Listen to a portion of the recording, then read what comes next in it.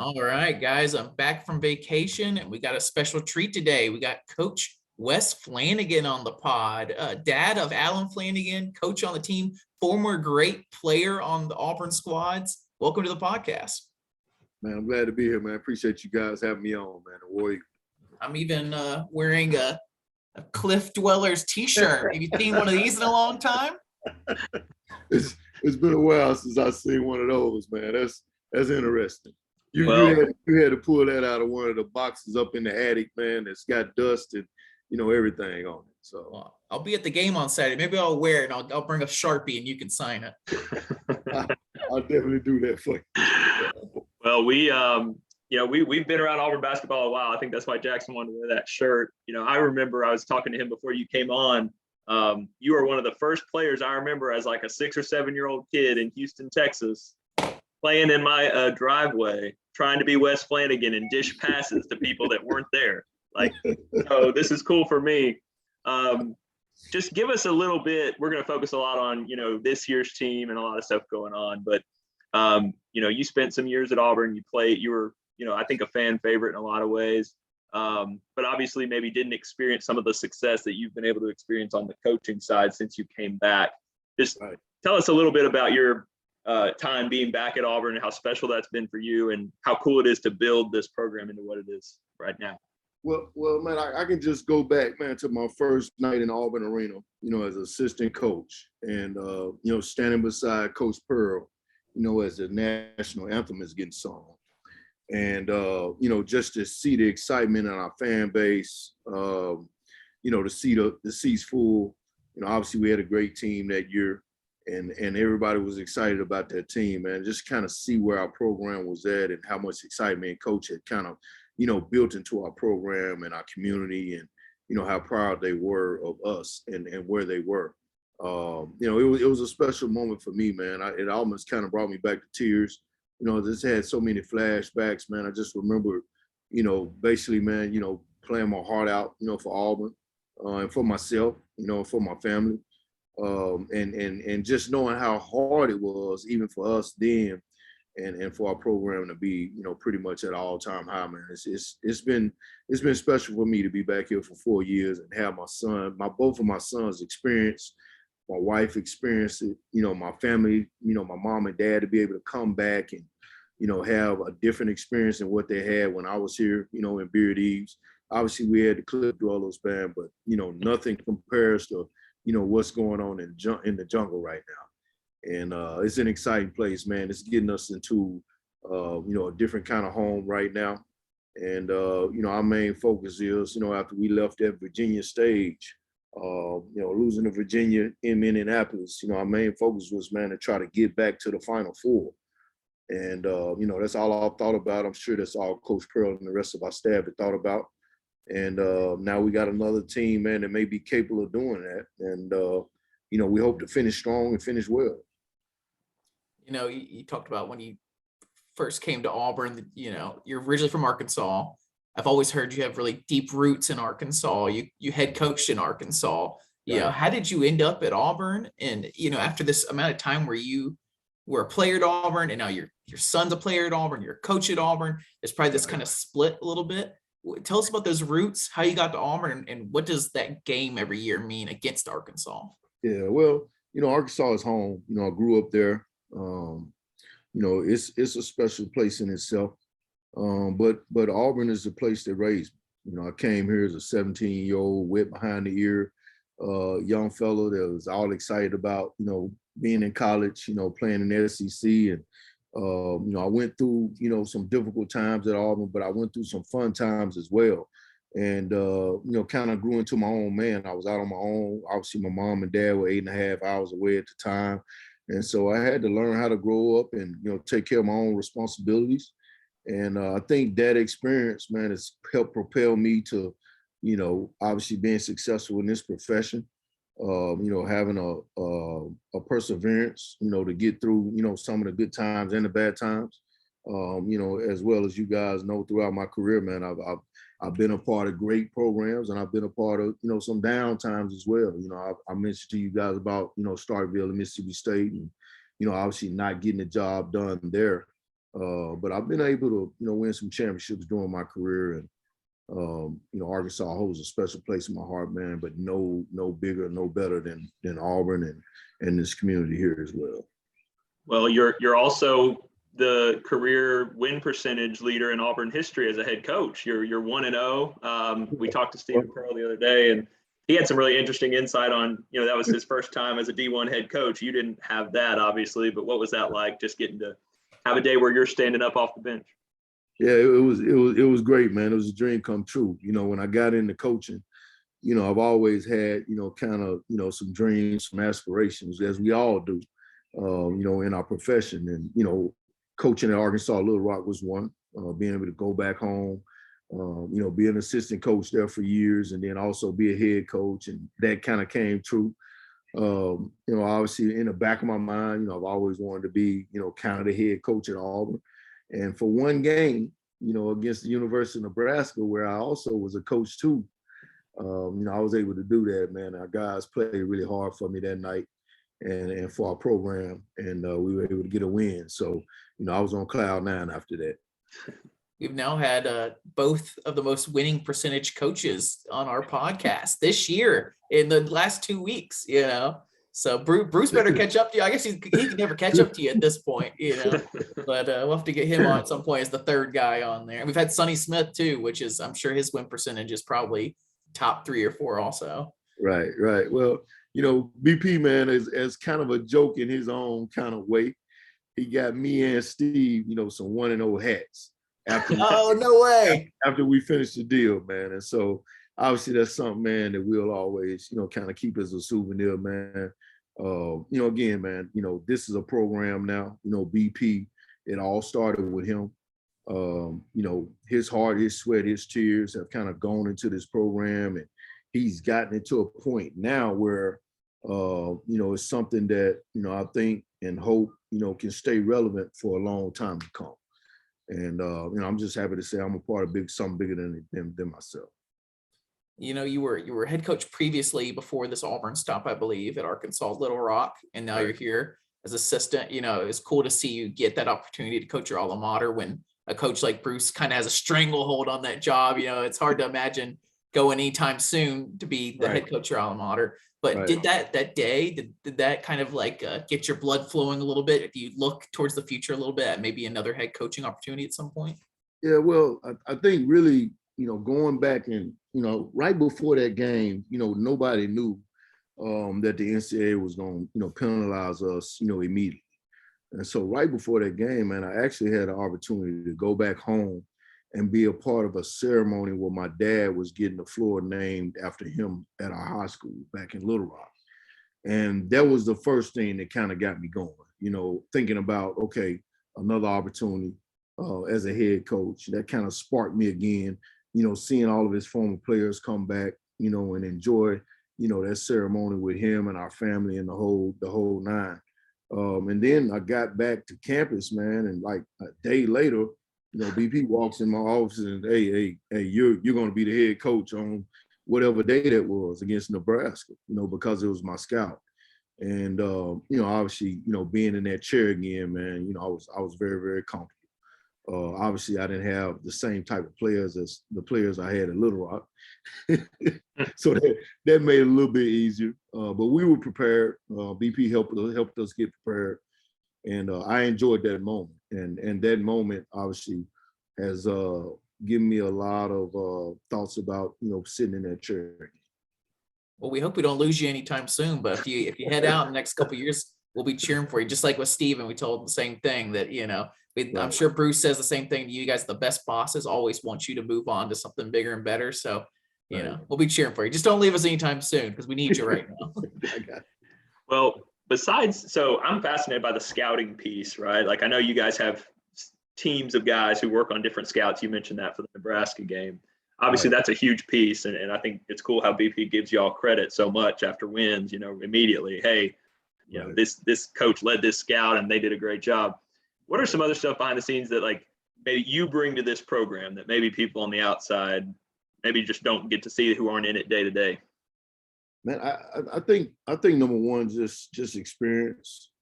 We got a great staff, and I think we got the best staff in the country. I think I bring versatility. I've been in it so long now to where I've coached the perimeter guys, I've coached the post guys. I know a lot. I kind of specialize on the defensive side of the basketball.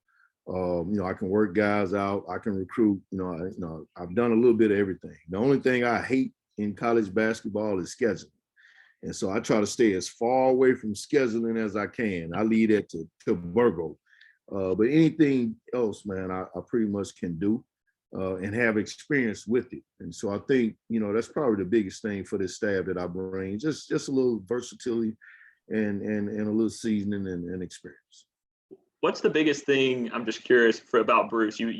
Everybody kind of sings his praises about the culture he instills and the effort and the energy and just the passion that he brings on a day in, day out basis. I mean, is that the thing that stands out to you working with him for 4 years now? Is there something else? Just a couple things that really, from all the coaching, you've been in a ton of places with a ton of different guys.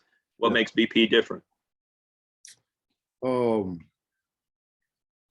said a little bit of it all, but I just think he's one of the hardest workers I've ever been with. I've been with Mike Davis, who went to a Final Four. I've been with Chris Beard, who's one of the up and coming coaches in America right now. I've been with Doc Sal. I've been with a lot of great coaches that's won a lot of championships. But this guy right here, Bruce Pearl, works. He still works like he's a Division II coach. Mm-hmm. We get off the plane today. Guess who's unloading the bags off the plane? Bruce Pearl. You talking about a guy that's making well over $4 million now. He's unloading bags. It's not our players that's on. It's not the freshmen that's unloading the bags. It's Bruce Pearl. But that kind of humbleness, his work ethic, when you're working under him, if you got any kind of pride to you, right, or anything to you, you're not gonna sit there and for me personally now, I can't let this old man outwork me. I just can't. He's not old, but to a certain extent, he's old, right? I can't let this old man outwork me. But I sit there every day and I watch him, and he consistently does it. And I think that's what makes him special, man. He takes things on his own devices. He doesn't need help doing anything. He works just as hard as the next man, whether it be a manager or, he sets the tone for that work ethic. And then comes the passion, then comes the motivational side of him, and then comes, just his hands and him putting his hands and arms around our community. And I think that makes him special as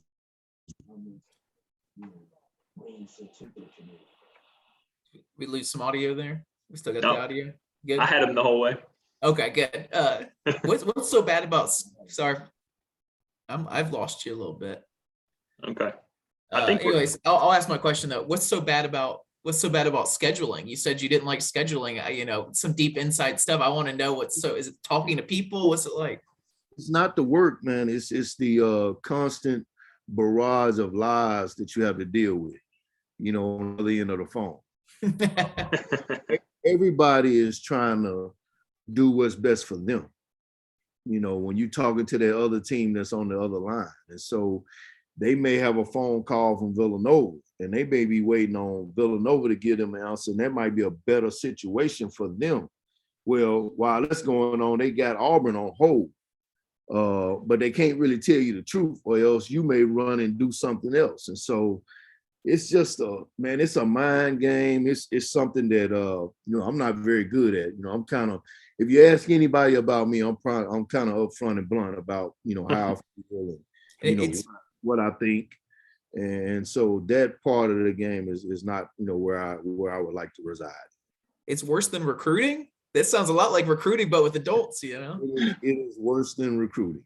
Wow, that's saying a lot. Thank goodness for Burgomaster, right? Thank God for Burgo.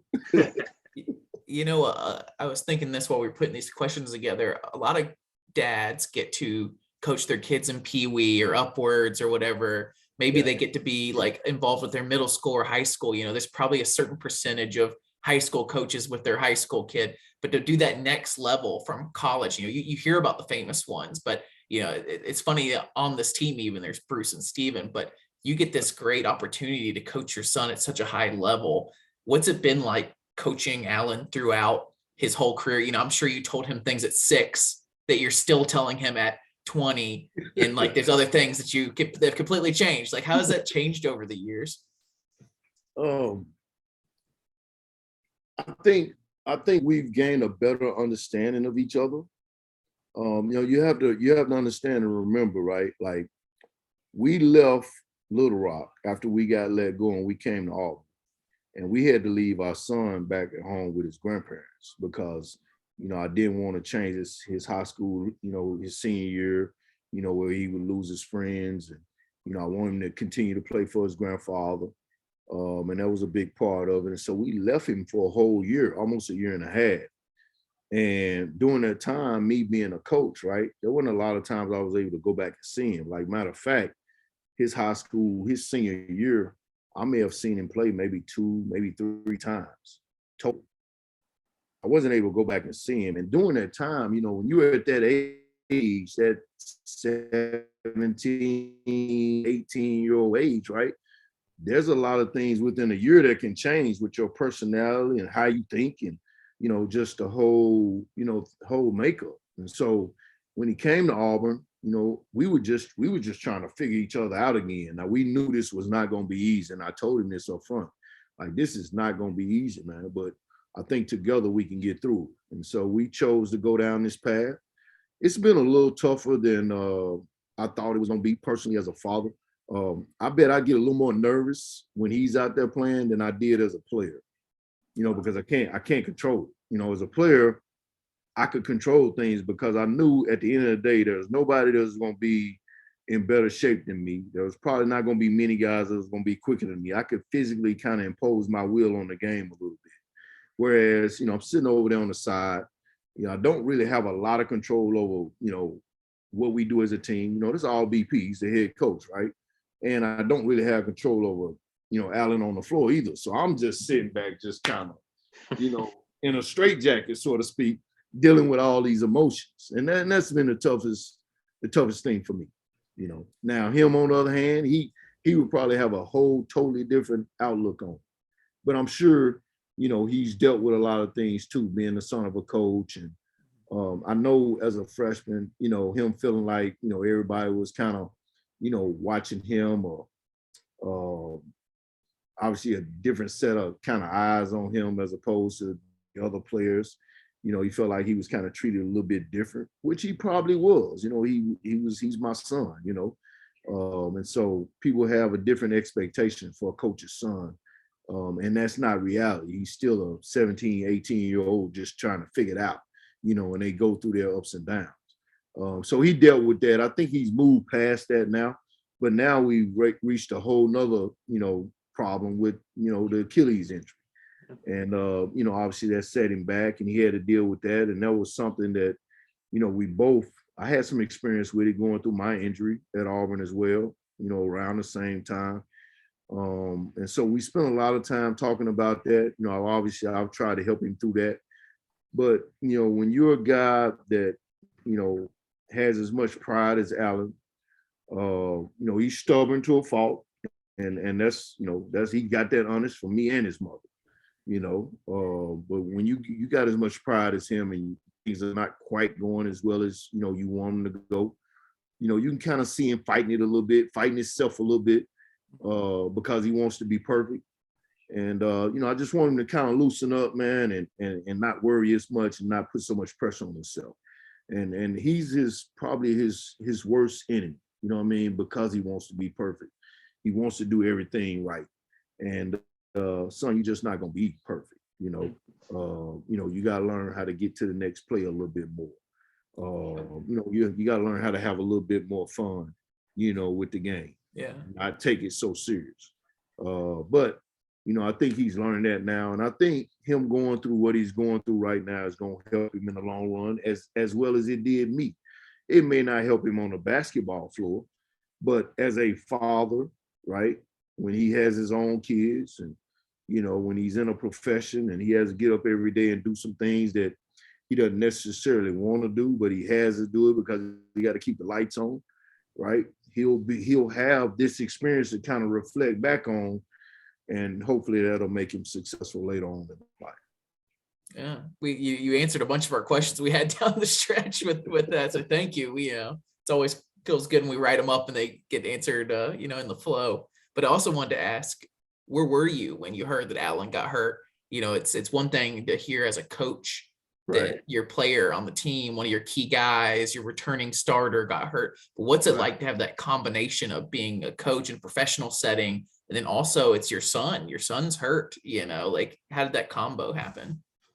Well, I tell you what, man, I was at home one night and I was doing my favorite pastime, which is eating my wife's cooking, right? Nice. And I'm almost done, right? But I'm not quite done. And usually my phone is always beside me. Like I always have my phone. It's always beside me, and I always answer the phone if I can.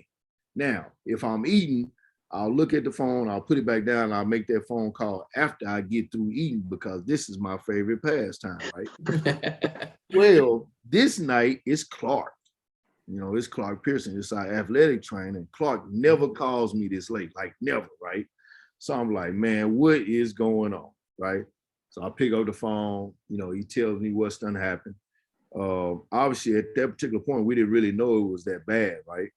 But, I pushed my food aside, got in my truck, went over to campus, and I walk into the training room, and, Al's looking at me and he's smiling. He's smiling like he's a strong dude now. He's a pretty tough dude. He doesn't, things don't really bother him, physically. He won't complain about pain too much, so he's smiling, man. It's like nothing happened. I look at his Achilles. They've already kind of stitched it up, so to speak. So it doesn't really look that bad to me. But the next morning, they called again and they was like, man, we better get this thing, checked out a little more thoroughly just to make sure. And that's what we did. And that's actually when we found out. We had to go to Birmingham. We found out how serious it was.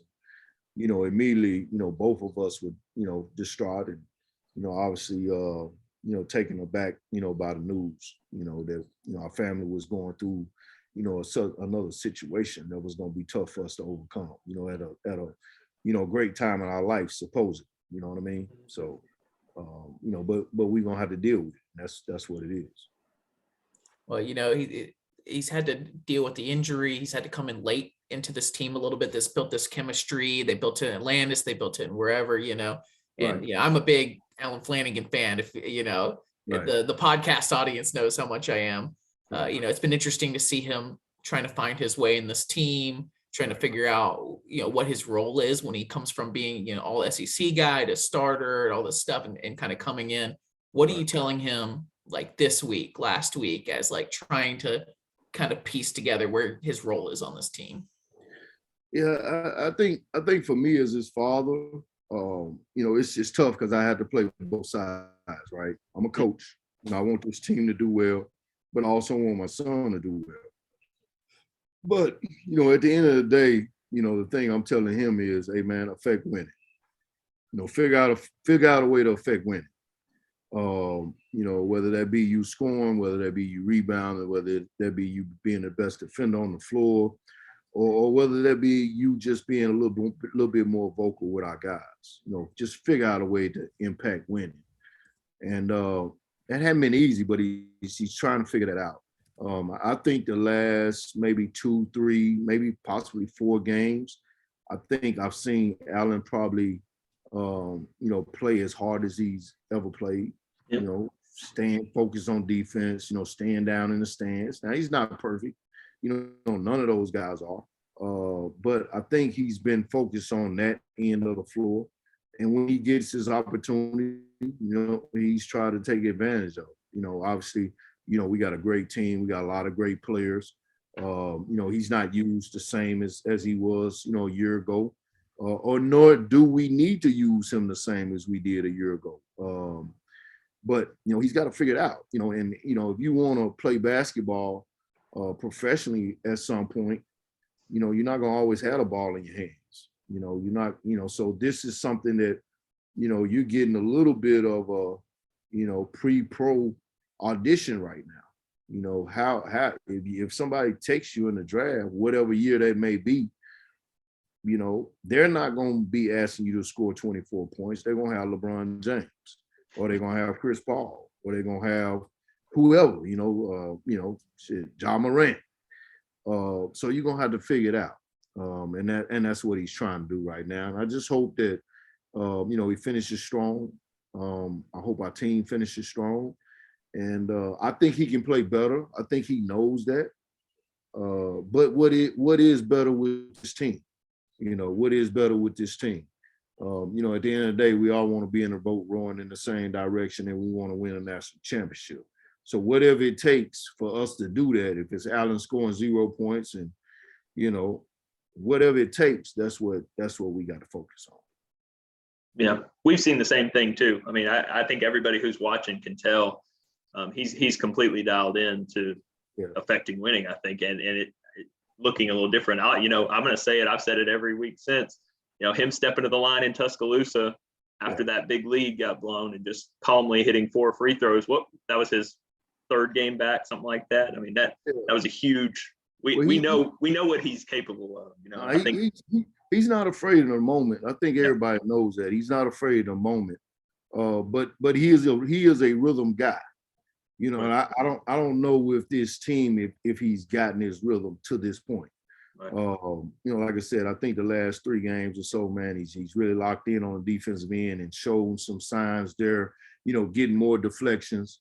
I thought against Tennessee in the second half early on, man, he came with a couple of loose balls, stepped in, got a block one time, and, got out of transition, got a dish to Walker. But I hope he can just continue to build off of that. I think the biggest thing, man, just play hard, man, have fun doing it and help your team win. And, the rest of it can kind of work itself out. I agree. So you're a big assist guy. You mentioned your speed. You had some great ball skills back in the day. I was a big assist guy because I couldn't shoot. that was me. That was me in middle school ball, man. You got to distribute, right? You had the quickness too, though. Hey, we're going to give you credit here. You played to your strengths, right?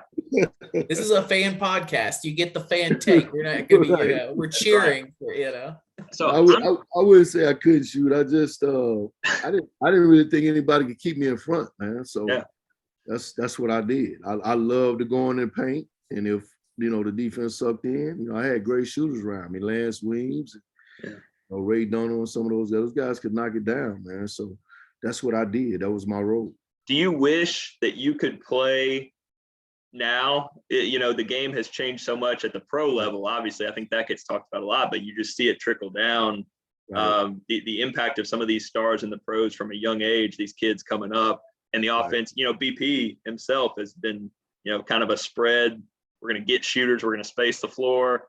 Right. Do you ever are you a little envious at times when you see Wendell Green diving through the lane with so many options and stuff like that? I definitely am. It's a different game. I do think this. I think 2, maybe 3 years ago, right? You couldn't touch anybody on the perimeter.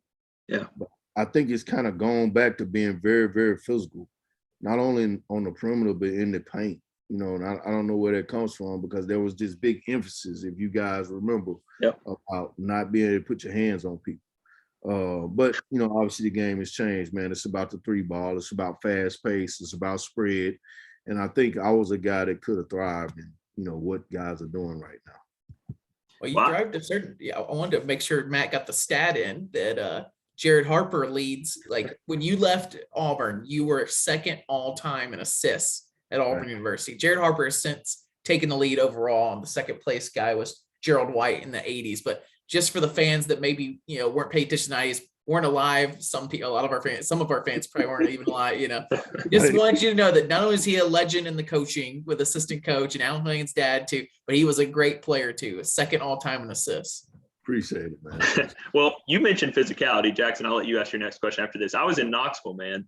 That was a war. like that game was a physical battle. I don't know if it came across like that on TV to people who were watching, but being there, I was kind of lower level, kind of where you guys came out of the tunnel. That was brutal. What was that like? I think that was actually the first game that I've seen our guys kind of, I wouldn't say get manhandled, but I thought Tennessee was more physical than us. I really thought that. And I thought that was the first time that's happened to us this year. Obviously, we lost to Arkansas. We lost at Florida. But that was a little bit more about, execution and getting one guy stopped in J.D. Notae. Obviously, the UConn game was a heck of a game. And if not for, a free throw block out, we probably win that game in regulation. But that Tennessee game was as physical as it gets. Those guys were down there mauling each other. I mean, locked up, wrestling, the whole nine.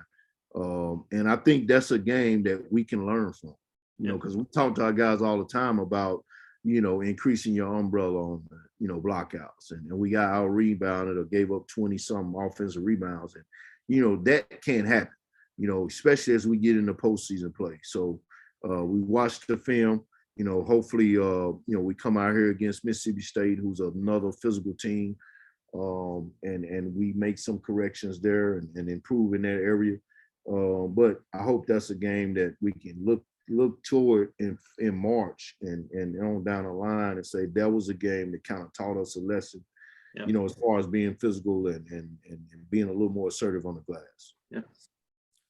I had a question about, you were a guard back in the day. I don't know if it was point guard position or not, but I know you led the assists. It seems to be a big question among the fan base right now is what is going on with our guards and what happened to, there was this moment in midway through the season, maybe when it felt like we were peaking, there's always, you got to peak at the right time. So when Wendell and Walker had this amazing, couldn't be stopped. Either Wendell was going to lay that ball up or he was going to throw the ball up to Walker, or there was going to be a pass out to an open three shooter. And it seems like our guards have really been bottled up a little bit. What are you telling the guys now? How are you diagnosing this kind of stuff? I know you can't give away too much, but. Right. Well, I think a key to any championship team, right, is being able to make adjustments, being able to change, being able to be a chameleon. Now, obviously, during the process of a whole year, right, your team, especially if you got a really good team, it may change 2 or 3 times during the course of the year. You kind of saw that, with our Final Four team. Early on, it was a lot, Jared, a lot Bryce. Toward the middle of the year, it was, a little bit more Samir and, just everybody, right? And then toward the end, it turned into like Chuma, right? And it turned into like a lot of dribble drive, open type scenarios, right? And so I think that's what we're going through right now. Like, people have gotten a lot of tape on us. Obviously, when we were peaking, we were getting a lot out of our ball screen offense. And so better defenses, especially on the road, when you play teams like Florida, Tennessee, Arkansas, they're going to shut that down. On tape, they're scouting just like we are. They got good coaches just like we do. They got good players like we do, right? And so they're geared to shut some of that stuff down. And so now you had to figure out another way to be effective on offense. And that's kind of what our team is going through right now. And, hopefully, again, like we learned this now instead of later on in March where, it could be a situation where it's you lose and you go home. And so we had to make the adjustments as a staff. We had to make the adjustments as a players. And if that happens, we can continue to have success. If we don't make the adjustments, then we won't have success. And, we'll kind of feather out and this season won't be what we all want it to be. But I got true faith in this staff and our players that we'll make the adjustment and, we'll get back on the good side of things. Well, look, we gotta remember too, now we 24, are we 24-4? Yeah. Yeah. We were talking about that before you came on. We were having a spirited debate about some of that because you're right. You can't get lost in how great of a season this has been, the thing I kept telling everybody after the Tennessee game, look, it's obviously way more frustrating for you guys in the wars than it is for us. Auburn still has the best road record in the SEC. I mean, so it's hard. It's just hard to win on the road. Just so happy, man, we end up playing those three guys like back to back to back, Yeah. Apparently, all the top 6 teams are playing so badly. They're all falling apart. None of them are going to do good.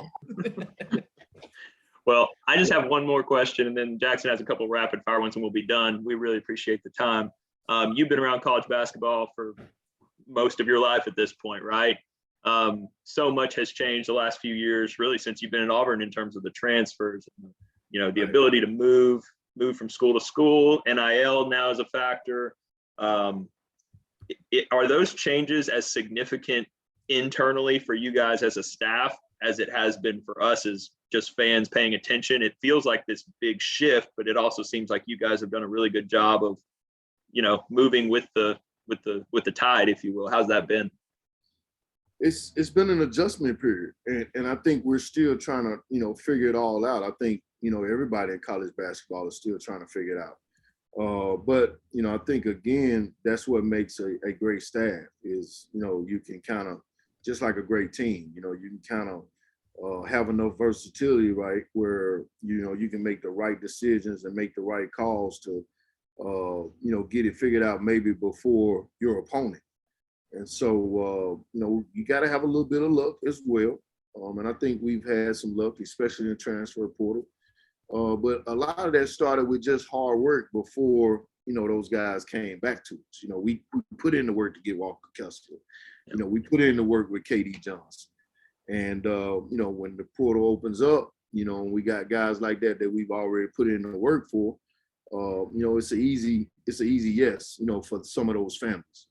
And so, I think this staff works really hard. I think we got enough versatility on our staff to be able to change and adjust to whatever we need to. And I think that's what makes us great. And we got a great league in Bruce Pearl. Yeah. Well, I got some good quick quiz questions here, kind of a this or that or something, little rattle off a little quick one. We've had Sonny Smith, we've had KT Harrell, we've had Anthony McLemore, we've had Stephen Pearl. We've asked them all similar questions, and two of the biggest ones we always ask. The first one is, what's a bigger momentum grabber? What makes you most excited? A Cambridge alley-oop or a Wendell Green logo 3? Ooh, man. I think the logo 3 depends on the time. Well, recently logo, for sure, right? Like the logo 3, right? Like if he makes the logo 3 and we in the middle of a run and they got to call timeout, there's nothing better, especially on the road. Like it's nothing better. But I'm telling you now, some of those Devin Cambridge dunks, I mean, they are obviously Sports Center worthy, but I think he may be one of the better dunkers in Auburn history in terms of open floor dunking. No doubt. That dude, man. He got the nickname Bounce Man for a reason. I'll just say that much. All right, you got to pick, Coach. You can't say you like both. You got to pick. He said he gave a good answer. Yeah, I had to go with the logo. I had to go with the logo. Finally. Several people have picked the Cambridge, but I like the Wendell 3. It's nothing like that. Now, when they that dude come down and make a 3 like at Alabama, and they got to call timeout. Oh man, that's a high. Here's the next one: heat check timeout, or let them play through the kind of malaise that happens during a game. Man, I think letting them play. I think that's opportunity for your team to grow up. It gauges, the togetherness. I think it gives them an opportunity to kind of figure things out on their own.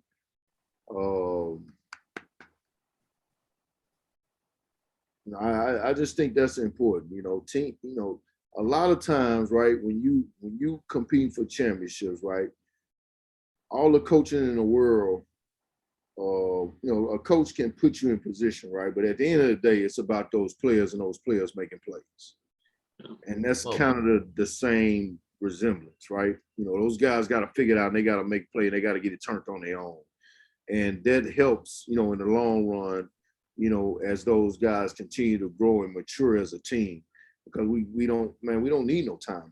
Like you guys figure this out. Y'all get together and y'all figure this out. And coach puts that onus on those guys to do that. And I like that. I think he's he's one of the few coaches that I work for that kind of lets guys, play through all the ruckus that's going on, all the adversity that they're going through. And I think it's a good thing. It's a reason why, this guy has won as many games as he's won. And I think he understands as well how important it is for those players to figure it out on their own. Well, let's put your head into a space a little bit. You're walking into the gym, into your local gym, whatever, not the Auburn gym, a local gym, whatever. You're picking up, you're just going to shoot the ball around. You get there, there's 2 balls on the rack, a Nike ball and a Wilson ball. Which one you grabbing? Got him. Man, look, for me, right? Man, I grew up, man, with a dirt court on the side of my house with box and all kind of things, you know what I mean? Like, and I had a wooden backboard nailed on the tree, and my goal was probably 7.5, 8 feet, right? And there was a lot of times, man, when my ball wasn't very good, it'd get worn out and it had lumps in it. And hey, man, as long as it's round and it's small enough to go through that cylinder, I'll play whatever you put in front of me, you know what I mean? And so I'll take either one, doesn't matter. Fair enough. I think I still managed to get one through the hole. There you go. The next one is Beard Eves or Auburn Arena? Auburn Arena, hands down. All day. All right, Auburn. You played in the other one. You still like Auburn Arena? Still like Auburn Arena, man. It's such an intimate setting, and obviously, our fan base right now and our student section. Obviously, the Cliff Dwellers were great, but that student section, is unbelievable right now. They do a great job for us. Auburn Arena, Neville Arena. Same thing. They just haven't named it yet. Yeah, right now, I would just have to say Auburn Arena because we hadn't played many Neville Arena games yet. Yeah. Well, you were around back in the 90s in Auburn, and I noticed recently, I was in the 2000s, the city of Auburn's changed a lot of new buildings, the campus has changed a good bit. Did you prefer the old Auburn or do you like the new Auburn? I like the new Auburn. We got a lot of variety in terms of restaurants. We got a few more hangout spots. I remember being a student, man, and really the only thing that, you probably could go to, on a regular basis was maybe the supper club. Mm-hmm. And so guys got a few more options, man. And I'll tell you, man, it's a great community. It's a beautiful community. When we bring in our families, man, to host them on those weekends, we get so many compliments, not only about, the people in our community, but about how beautiful Auburn is. And so, it's grown, but I think it's growing, in the right direction. Your parents were 8 hours away in Arkansas. You could go to supper club whenever you wanted to. Allen's, if he wants to sneak into Sky Bar, he's got to watch out for dad, right? Nah, man, he is, he's a growing young man now, man. He's moved on up, and my dad raised me, man, to be my own man. Obviously we got, rules and regulations around the house, right? But, at the end of the day, Allen's got to be able to control himself and make the right decisions. And me and his mom have kind of raised him to do that. And we hope he continues to. Last one, Guthrie's or Zaxby's? I'm a Guthrie's man. You gotta be, right? Your boy's sponsored, right? Hey, my favorite thing about a box at Guthrie's is the toast. Yes. I get the double toast. Yeah, that's my favorite thing. I change out the coleslaw for the toast. Who wants the coleslaw anyways? Now this will really be the last one. Does Allen get unlimited Guthrie's now that he's sponsored? Not unlimited, but okay, he's got an allowance. He got a pretty good deal from old Joe Guthrie over there, man. We appreciate you, Joe. That's luxury right there. If you're a college student, you can get Guthrie's anytime you want. That's real luxury. Don't give me a penthouse. Give me all the Guthrie's I can eat. Right. Dad get a free box or two every now and then too. Yeah. All right. Well, Coach Flanigan, thanks so much for coming on. I hope you had a good time. We had a great time. It's been so much fun to watch the Appreciate you team. guys. So Appreciate you guys, man. Don't forget, man. I got to sign that T-shirt for you too. okay, I'll bring it. Hey, I'll bring it. All right. War Eagle. Love and respect, man. War Eagle. War Eagle, man. Thank you. Well, that was a fun time, guys. Thought we'd leave it on for a second longer, man. It's been so fun to have these interviews on here. I feel like we have a good time with them. I hope we don't get we're fan podcasts, so we try to walk that line between being professional and knowing what we're talking about and also throwing some fun stuff in there.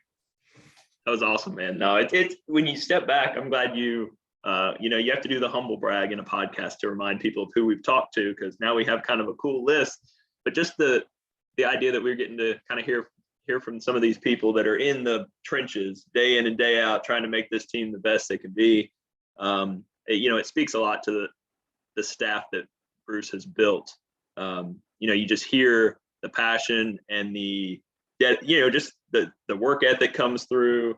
I think that when you think about these personalities, right, the Stephen Pearl, the Wes Flanigan, the Bruce Pearl, like, I think that's why kids want to come play here. Those are the people that are going to be around day in and day out. And it's been really cool to kind of get to talk to them. So this was cool. Again, they're getting ready to play in Starkville tomorrow night. So it's just cool to talk to coaches when they're 24 hours away from a huge game. Well, I hope the fans felt me as their representative, like as their fan, like the fan representative with the ball question, the Nike versus Wilson. You're not going to hear that from the legit journalists or the beat writers or whatever. So you're welcome. I asked the tough questions. I think you did a good job. If y'all don't know, Jackson's the more aggressive, free spirit in this relationship on the podcast. And sometimes I'm like, he's batting like 90% though. Every time I'm like, I don't know if I would do that. It works well. So we about got Coach Flanagan falling out of the chair on that one. He leaned back. You couldn't even see him. I don't know where he went. So if you're watching on, go back and watch it on YouTube. He leaned back so far out. I think he disappeared for a second when I asked that one. He did. Are we posting this tonight, or are we posting? Yeah, I think we posted tonight. Well, I speak for everybody. Jackson, welcome back. We're glad to have you. I'm looking forward to tomorrow night. It's a huge game. This is, you clinch a share of the SEC championship with a win. And obviously if we lose, we're tied with everybody else trying to survive for our lives on Saturday. And we're going to be in Auburn on Saturday, like we talked about. So. Yeah, we'll be there on Saturday. If you're going to be there, we'd love to meet a lot of people. We got to interview a lot of these coaches and players, and big shout out to Marlene Navor, the director of communications. She's the GOAT. She's amazing. She's helped put all these together. She's been just amazing. You've seen Bruce on everything. Bruce loves to be on stuff as it is. So she's got the perfect guy to work with, but she's also pushed all these guys to do all these interviews and document what should be, one of the greatest seasons in our basketball history. I'm hoping, we've said it 1,000 times now that we've known how special this season is, that hopefully this is like documenting a little bit this special run, that we can always go back in a couple of years and check some of this stuff out, maybe edit some of it together or something. I don't know, but it's another good thing that we kept recording on this one too, because I know we like to keep the beginning of podcasts kind of on point. There's some other podcasts out there that like to just jib jab about forever. We know you only care about basketball, so it's good this is at the end, that I'm back from Bermuda. I missed you guys. I missed the podcast. I missed Matt. I did watch most of the games, even out on Atlantic time, even if I had to turn on international data or do some other pirating, like legit, like pirating on the internet, not pirating on the water, weird stuff. So I'm glad to be back. I blame Jackson. We've lost 2 of 3. He leaves the country. We had a great thing going. We barely at the time when you left. We never lost in regulation. Yeah. Right. And then Jackson we hadn't, right? We didn't lose in regulation until Florida, right? UConn and Arkansas. So those were both overtimes. And then, so that's crazy that just happened a week ago. It feels like so long ago. We had not lost in regulation when I left the country. I'm sorry I did that, but I'm back in the country. I'm sure the guards are going to completely get everything back together again. The 3% is going to skyrocket up to 70%. It's going to be amazing.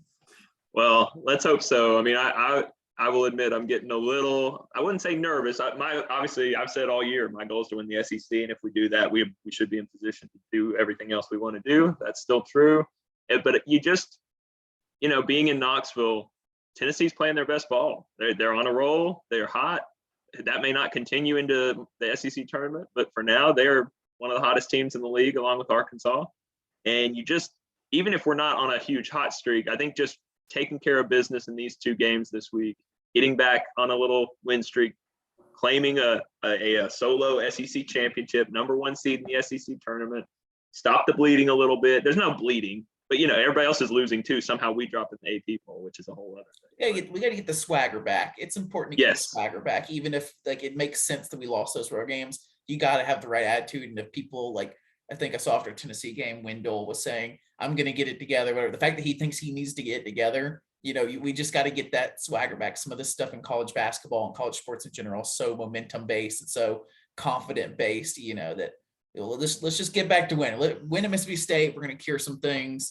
And it's amazing that either way, that South Carolina game at the end of the year that me and Matt will be at, and hope other people will be at, will be important, extremely important. And that's all you can ask for. Let's get the Peacocks back. Let's go. We are not deterred. And I'm glad personally that we have to do it on the road. I think tomorrow is a really big game. It may only seem like Mississippi State, but they're kind of a fringe bubble team that maybe sees us as vulnerable. We've seen road games are difficult. I think we need to exercise those demons tomorrow night, and we can hopefully celebrate that after the game. And another big shout out to Bobby and Ben and Jay Phillips for coming on my co-host seat. Ben, I know you're trying to come from my seat. It's never going to happen, baby. I'm back. I've secured the throne. You think you can take it? Kind of story with that. Another funny thing with that is that Bobby, me and Matt knew Bobby from the Auburn Church of Christ back in the day.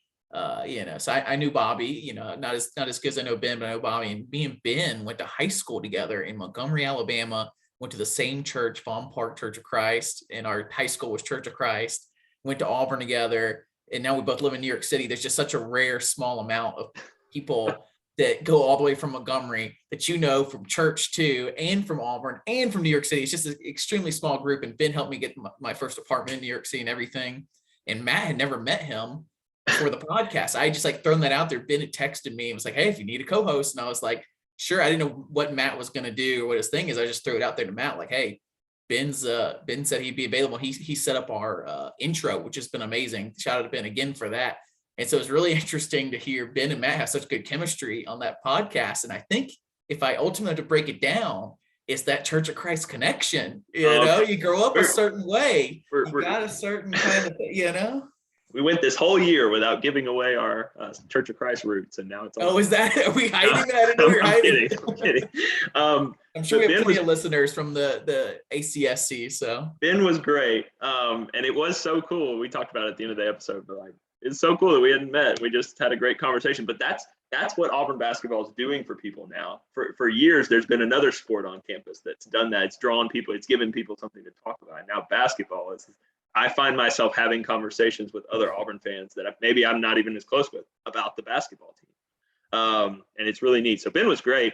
And Ben, I'm just going to tell you, Jackson, maybe he was just being nice and giving me the option, but he seemed very uncertain about you coming on the podcast. And he kind of set my expectations low, and you did a great job. I did not set, for the record, it wasn't so low. I just was saying, Ben, you're an intense guy. I was just saying, Ben's an intense guy. You might have to bring the energy to match his intensity. So, Ben, I was not saying anything bad. Another thing with Ben, too, he was humble or whatever on the podcast, that he does a thing called Wild New York City, which is about animals in New York City. He's an actor in New York City. So check out his content online if you liked hearing from Ben. It's cool to see him do his Steve Irwin impression with Central Park wildlife and different things. I know most of our podcasts is not New York City based, but it's still very cool in my opinion. So, and shout out to Jay Phillips too. Go check out On Live. It's at On Live 3 on Auburn. You butchered that so bad. AuburnLive.com, part of the On3 Sports Network. The Bruce blog. Bruce blog. He actually brings some real knowledge that I lack on here, so it's cool to hear him. Especially if you're getting into recruiting. Basketball recruiting so different because it's less guys, and it kind of feels like it's a weird time calendar wise. But they're always on top of the top guys who are looking at Auburn, which right now, it's never been better for top recruits checking us out. So hopefully, with this might be our last coach interview we do this year. Right now. We plan to keep the podcast going, hopefully after the season, and we may get some more access when people have a little more time. If you have anybody you think interesting from a former player or anything like that, let us know. maybe between the SEC championship and the NCAA, some of these guys, some of these beat writers and different things kind of come out of the woodwork and they're more ready to talk about college basketball than they are before. So just let us know if anybody's interested. We're always interested in interviewing people and have people on. So get hope ready. You're all having a good time. Get ready for the Instagram and Twitter content this weekend. It's going to be coming to you live from the Plains. We are so excited to be able to go. I'm having a crazy week at work, but I'm going to be super pumped when we get to Friday and head down to Auburn. So. Hopefully we'll get to see student correspondent Matt Plexico while we're down there. That would be pretty cool. Yeah. Maybe even kid correspondent Luke. We'll see if they're in town. You never know. We might get the whole gang together. If you're getting the entire last 5 or 10 minutes of this podcast, thank you for listening to us all year. Like, seriously, if you understood everything we just said in the last 5 or 10 minutes, you're awesome. I just want to say that. In fact, if you see me in Auburn and we're out at the bar or something like that, and you can name any kind of deep cut podcast stuff. In fact, if you come up to me at all, or either of us, or even text us and say, hey, we would like to meet you or something, beer on me, man. It's so cheap in Auburn. $3 beer. I got you.